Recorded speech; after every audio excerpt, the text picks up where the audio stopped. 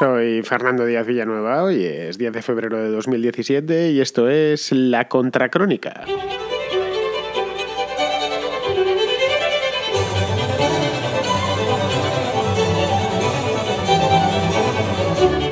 La semana pasada el ministro de Fomento, Íñigo de la Serna, anunció que iba a reformar el sector de la estiba portuaria. Es decir, ya sabéis eso de cargar y descargar buques, para los que seáis de tierra adentro como yo, que no sepáis muy bien cuando os dicen qué hace un estibador, pues de primeras no lo entendéis muy bien hasta que nos lo explican. Bueno, pues los estibadores son los que descargan y cargan buques en los puertos. Bien, la reforma no es cosa del gobierno, es decir, no es cosa de Íñigo de la Serna, ni muchísimo menos, sino de la Unión Europea, en concreto del Tribunal Superior de Justicia de la Unión Europea, que hace como 2 años y pico emitió una resolución que obligaba a liberalizar la estiba para garantizar la competencia. De esto nos hemos enterado ahora, se me pasó desapercibida como creo que a todo el mundo.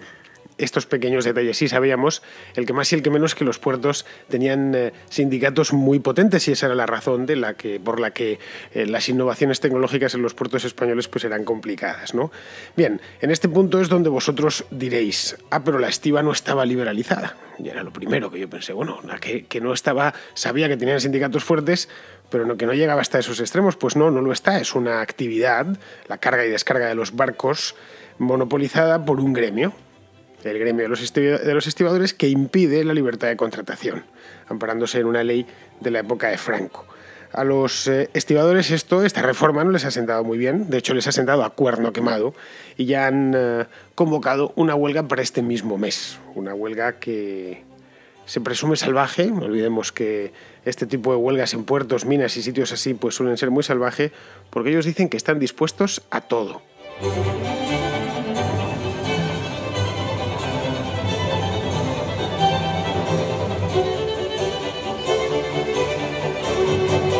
Lo que os estaréis preguntando ahora, después de la introducción, es cómo es posible que haya un sector que esté gremializado de esta manera, un sector en España de esta manera que impida el acceso a trabajadores directamente, que sea poco menos que imposible entrar a trabajar. Es decir, que si yo, en lugar de haber querido ser periodista, o vosotros lo que seáis, pues hubierais querido ser estibador de puerto, que es, en Madrid es un poco complicado porque no tenemos puerto, pero si uno nace en la costa, pues es un oficio, y por cierto, bastante bien pagado. Ya veremos por qué está tan bien pagado, pero vamos, que no podéis, a no ser que seáis familiares o estéis muy relacionados con ese negocio, no podéis, ni estudiando, ni haciendo oposiciones, ni nada por el estilo. Es decir, es un trabajo cerrado. El de los estibadores, además, es un sector muy combativo, esto lo sabíamos. Yo recuerdo huelgas o movidas en los puertos, en general, desde siempre. Un sector muy combativo por la cuenta que les trae, básicamente. Ahora que nos hemos enterado todos de lo que viene a ganar un estibador a la vuelta de un año, pues en principio que lo protejan tiene su razón de ser. Y además no es muy numeroso. Es decir, yo no sabía que había tan pocos estibadores en toda España, son un poco más de 6.100 y pico, todo el país, estoy hablando. Luego se da la circunstancia, aparte de esto, de que por los puertos pasa mucho dinero, por los puertos españoles por lo menos. Es decir, que ese sector no está en crisis precisamente. El sector portuario, estoy, convencidísimo al 100% que si no fuese por el fallo del Tribunal Superior de Justicia de la Unión Europea, pues no habrían hecho nada. La cosa se quedaría como estaba, a fin de cuentas son pocos, hay dinero para pagarles, y si las empresas pues tienen que pasar por ahí, pues que arreen, simplemente. El tema es que el fallo, si nos vamos, es una cosa que leí ayer, este fallo del Tribunal Superior de Justicia de la Unión Europea es de diciembre de 2014. Sí, y han esperado desde entonces para aplicarlo, no digo más. Y si no lo van a aplicar es porque no les queda otra. Sí, si no lo hacen, pues al parecer les van a ir poniendo multas al gobierno español, quiero decir, pero multas bastante altas, en concreto tengo el dato exacto, de 134.000 euros diarios. En el caso de que no pasen, no implementen esta ley, les van a poner 134.000 euros diarios. Bueno, nos van a poner porque a fin de cuentas el gobierno vive de lo que nos quita a los contribuyentes, no vive de ninguna otra cosa. Claro, esto multiplicándolo por los 365 días que tiene el año, pues ahí me salen 50 millones o casi 50 millones de euros, que ya empieza a ser una cantidad considerable. Bueno, de hecho, 134.000 euros al día es una barbaridad. Sé de muchos que no los ganan. De hecho, la mayor parte, no sé si un jugador de fútbol llegará a ganar esa cantidad en un solo día, en un día normal. Un jugador de fútbol, estoy hablando, uno de primera división que juega Champions League y tal. Bien, la reforma que quiere hacer el gobierno, que se ha tomado su tiempo, como veis, se ha tomado 2 años y pico para estudiarla, anunciar cuándo la va a implementar, pues es más o menos la siguiente. Es decir, habrá libertad a partir de este mismo mes, que tiene que ponerse en marcha, tiene que aplicarse, habrá libertad de contratación por parte de las empresas, que a partir de ahora no tendrán que pasar por una cosa que se llama Sociedad Anónima de Gestión de Trabajadores Portuarios. No es una, son muchas, son sociedades anónimas, la SAGEP se llama. Simplemente en cada puerto pues hay una sociedad de estas. No es un sindicato, es propiamente una empresa, una sociedad anónima de gestión, pues donde están los estibadores, en este caso, los que cargan y descargan los barcos. Y esta SAGEP es la que monopoliza ese sector de carga y descarga. De hecho, las empresas de estiba, pongamos por caso que vosotros y yo nos asociamos y nos montamos una empresa que carga y descarga contenedores pues en cualquier puerto, contenedores o cualquier otra cosa, ¿no? Pues solo podríamos, cada vez que tuviésemos que contratar a un trabajador, cosa que haríamos bastante a menudo porque los contenedores no se descargan solos, no bajan del barco y se suben en el tren por arte de magia, es decir, no hay ahí un tipo con una varita y los coloca encima del tren o del camión, pues tendríamos que pasar por la SAGEP. Pero no solo eso, sino que además tendríamos que participar en la SAGEP de ese puerto, es decir, suscribir acciones de esa sociedad en concreto. Tendríamos que mantenerla y además contratarla. Algo así como, buscando una comparación, para que lo entendamos todos, algo así como si los dueños de los restaurantes de una ciudad concreta pues tuviesen que contratar sus camareros en una empresa creada al efecto, yo qué sé, una empresa que se llama Sociedad Anónima de Gestión de Trabajadores de Restauración o restaurantiles. Pues ya os podríais imaginar y que hubiera un número limitado de camareros que, bueno, pues en sus normas, básicamente. Podéis imaginar el coste del camarero y sobre todo lo que costaría comer. Es decir, habría pocos restaurantes, obviamente, porque sería casi un producto de lujo, salir a cenar por ahí o salir a comer por ahí con los amigos o con la familia. Claro, porque las empresas, a fin de cuentas, las empresas de estiba lo único que hacen es repercutir estos costes en la cadena. Simplemente, a mí si me cuesta tanto el trabajo, yo lo sumo. Tanto el tal, tanto el cual, pum, el trabajo. Bien. Claro, de ahí que los puertos españoles sean tan caros y tan poco competitivos con respecto a otros de Europa. Y que si siguen teniendo actividad, básicamente es por su situación, que es muy geoestratégica. De hecho, y esto es un dato del que me enteré ayer, no lo conocía. Ayer, nos enteramos todos los que quisimos enterarnos porque estaban varios periódicos, lo llevaba El Mundo, lo llevaba Libre Mercado también. De hecho, Libre Mercado llevaba bastante información sobre ese tema desde primera hora de la mañana ayer. Ahí se ve que Llamas y Domingo Soriano estaban en lo que tenían que estar, lo hicieron antes que nadie. Pues me enteré de que los costes de estiba en España, en estos costes, es decir, descargar el barco o cargarlo, representan el 51%, mientras que en Alemania es solo el 37%. Una diferencia sustancial, como podéis ver. Yo qué sé, casi un 15%, ¿no?, de diferencia. España, el hecho es que es un país muy marítimo. Estamos rodeados por agua, pues menos por los Pirineos, y la frontera con Portugal, obviamente. El resto es casi una isla, diríamos, ¿no? Tiene 7.000 y pico kilómetros de costa, que es una barbaridad. De hecho, es casi los mismos que Argentina, que tiene 8.000 y pico, a pesar de que Argentina es 5 veces más grande que España. España tiene un par de archipiélagos y, la costa es muy recortada en ciertas zonas, como puede ser Galicia o en general toda la cornisa cantábrica, y eso hace pues que aumente el número de kilómetros de costa. Y no solo eso, sino que está entre dos mares, como decía antes, en una posición muy geoestratégica, junto a dos grandes rutas comerciales, la que pasa por el Estrecho de Gibraltar y la que une Sudamérica y Europa. Incluso los puertos como el de Las Palmas o el de Santa Cruz de Tenerife, para mucho barco que baja a doblar el Cabo de Buena Esperanza en África, o que sube de doblarlo. Caray, eso es por eso que tiene 50 puertos, son los que hay aproximadamente, casi 50 puertos, algunos con muchísimo tráfico, como puede ser pues que siga el de Algeciras, el de Valencia, el de Barcelona, el de Bilbao, el de Las Palmas mismamente, ¿no? Es decir, los puertos en España son un gran negocio. Eso es innegable. Ayer fui a mirar el dato y el 86% de lo que el país importa y el 60% de lo que exporta entra o sale por el mar.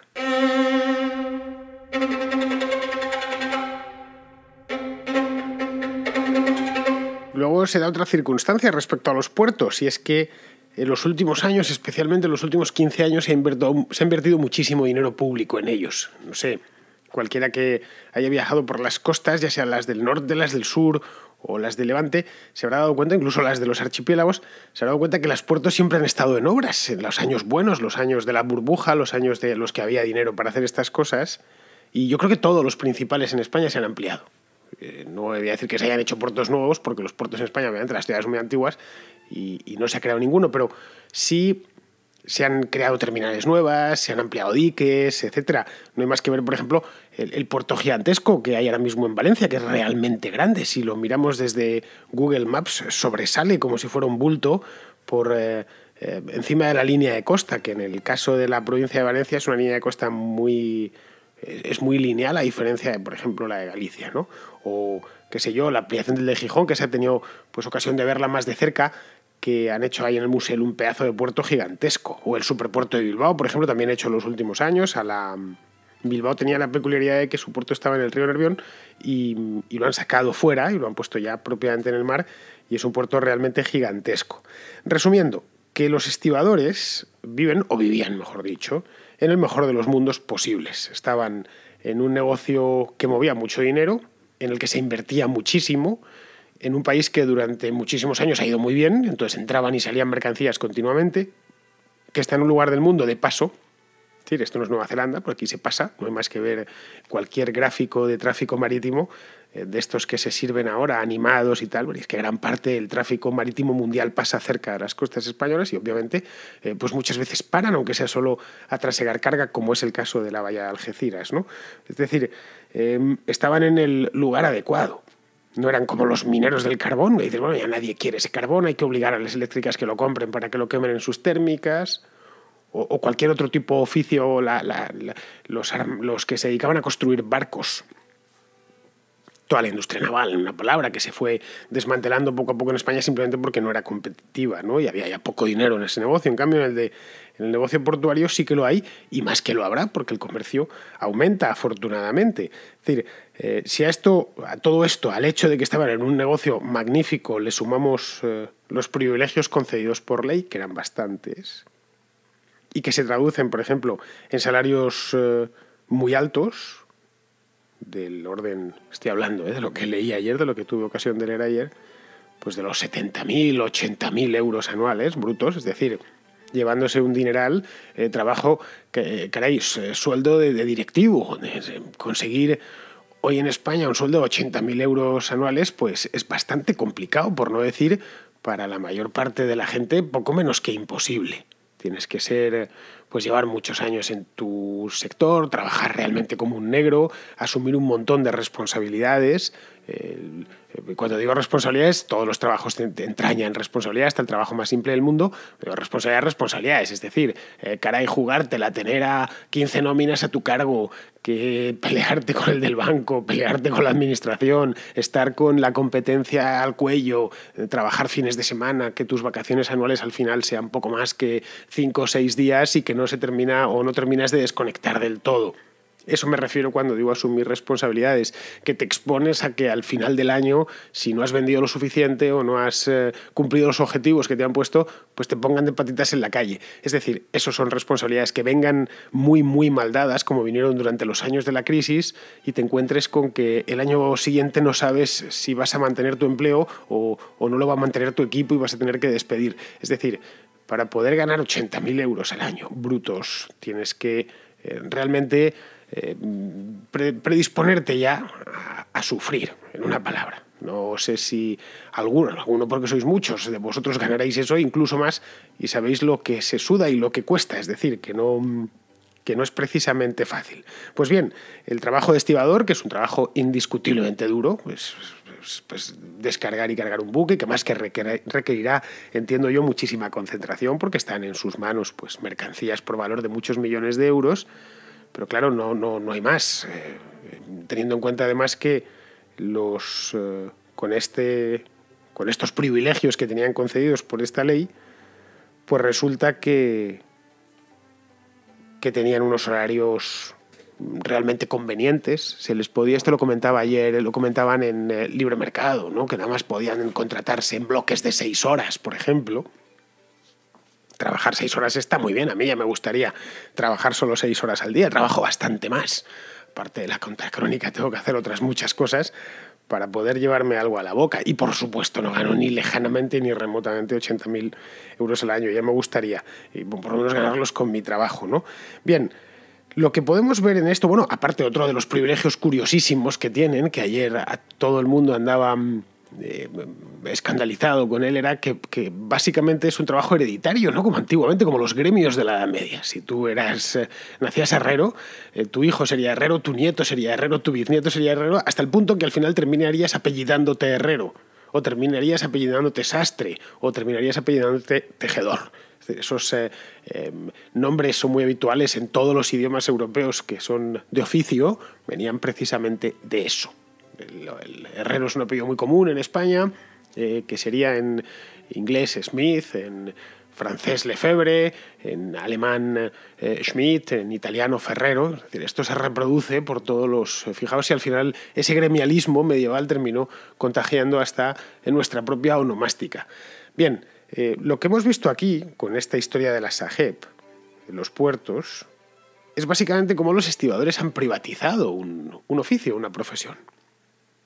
Sí, una profesión que yo puedo entender perfectamente que quieran defender esos privilegios. Lo puedo entender porque son seres humanos y yo soy un ser humano.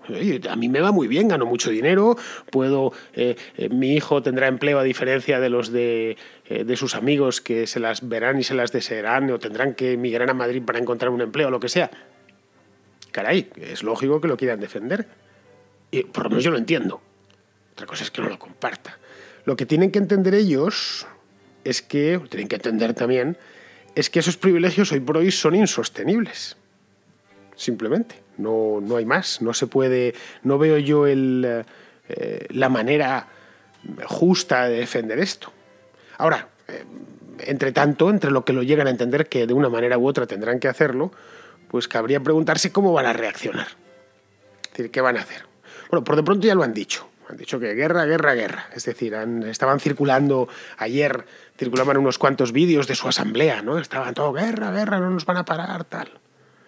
Y ojo, las primeras batallas las tienen ganadas. Eso lo podemos tener por seguro. Y las primeras batallas quiero decir que pueden, si se lo proponen, pueden llegar a paralizar los puertos. Y con ello ocasionar pérdidas millonarias a las empresas que operan en las terminales portuarias y al país en general, obviamente. Teniendo en cuenta la cantidad de miles de millones que pasan todos los años, miles de millones de euros que pasan todos los años por los puertos, ya he dicho que es un sector realmente boyante, pues pueden paralizarlo, pueden ocasionarnos, hacernos un roto serio.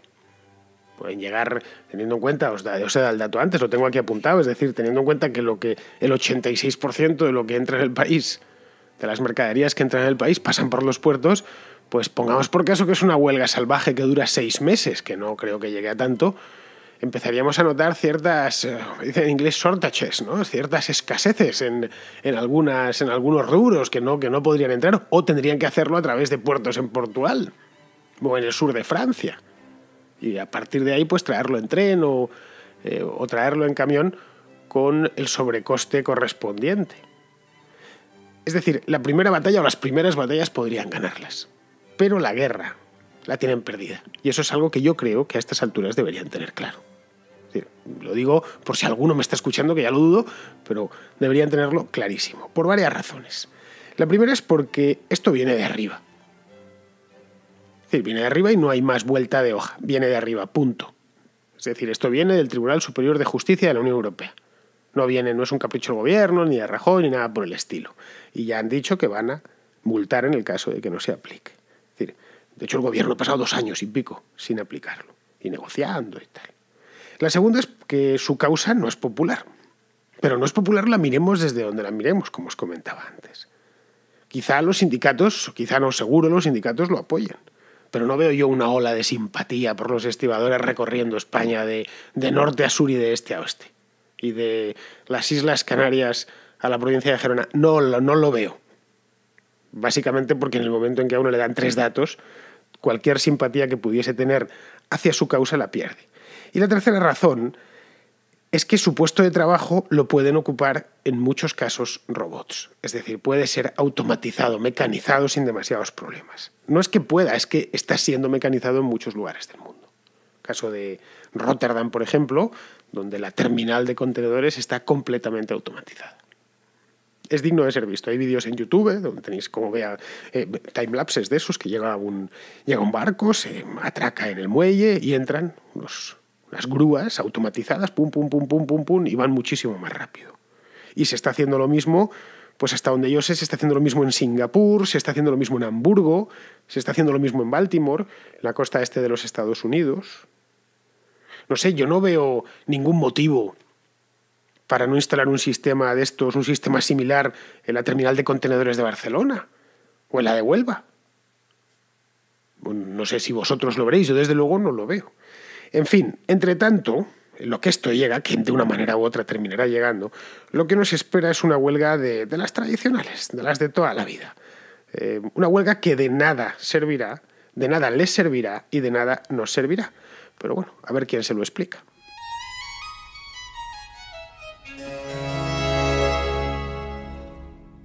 El chivatazo de la historia esta de los estibadores me lo dio uno de vosotros, que supongo que estarás ahí, Raúl, que es de Algeciras, que es donde está el principal puerto del país. Pues hace unos días me lo envió, me mandó un correo electrónico y me dijo: oye, Fernando, mira, hay este problema. Yo no lo sabía, no tenía ni idea, y es cuando me puse a investigar, y ayer ya es cuando saltó todo el mogollón, ¿no? Y es cuando nos enteramos todos. La historia que me contaba Raúl el otro día era, desde Algeciras por lo menos, lo que me venía a contar era lo básico. Me decía que ahí hay aproximadamente unos 1.600 estibadores contratados, y me dice, estos son palabras textuales de Raúl, que dice: la única manera de entrar en esa sociedad, la SAGEP de Algeciras, ha sido a través de enchufe. Fin.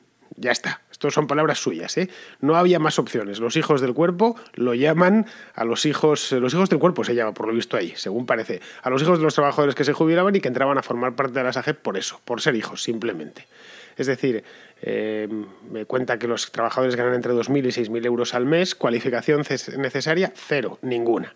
Bueno, pues esto es para que veáis las cosas buenas que tienen mandarme a mí los chivatazos, porque me los preparo y me los estudio. En este caso, Raúl me lo escribió, pero otras veces estas cosillas me las decís a través de notas de voz, que sabéis que es un tema que me gusta mucho porque así todos escuchamos vuestra voz. El teléfono, el WhatsApp, es el 690, y me lo he apuntado, 690-827909, con el 34 más 34 delante por si el móvil no es español. Bien, tengo una cosita de Pablo, que es una notita de voz de Pablo, que está en Alemania, está en Ingolstadt. Ingolstadt es una ciudad que está en Baviera, por cierto. Fui a una boda ya a Ingolstadt hace muchos años, Pablo. Es un lugar que está bien. No es la zona más bonita de Baviera, si te soy sincero, es demasiado llana.